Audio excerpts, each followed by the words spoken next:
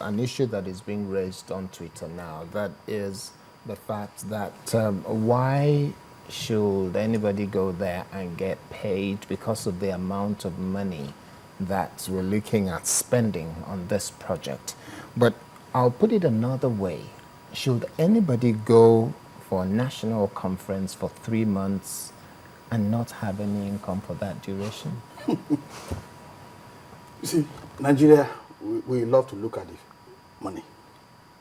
And it's understandable because of the abuses to public funds that they put in this country.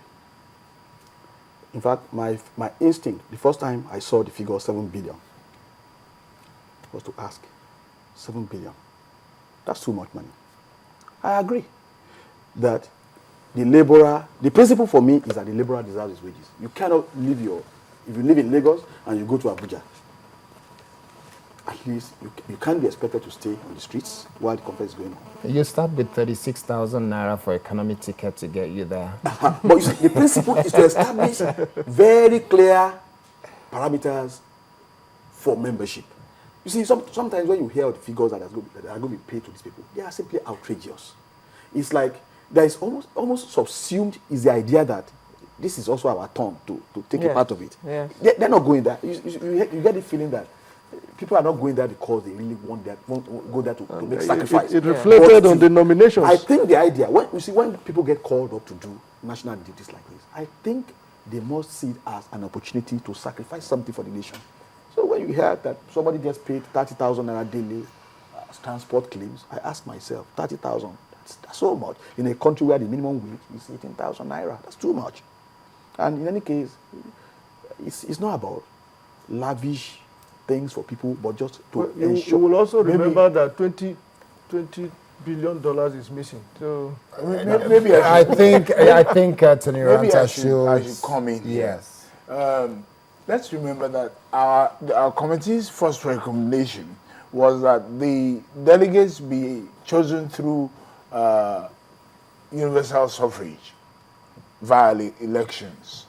And whilst the presidency was tinkering with the possibility of amending the Electoral Act so as to enable INEC coming to conduct elections into the conference, it asked INEC to give a budget of how much it would cost. INEC said 25 billion.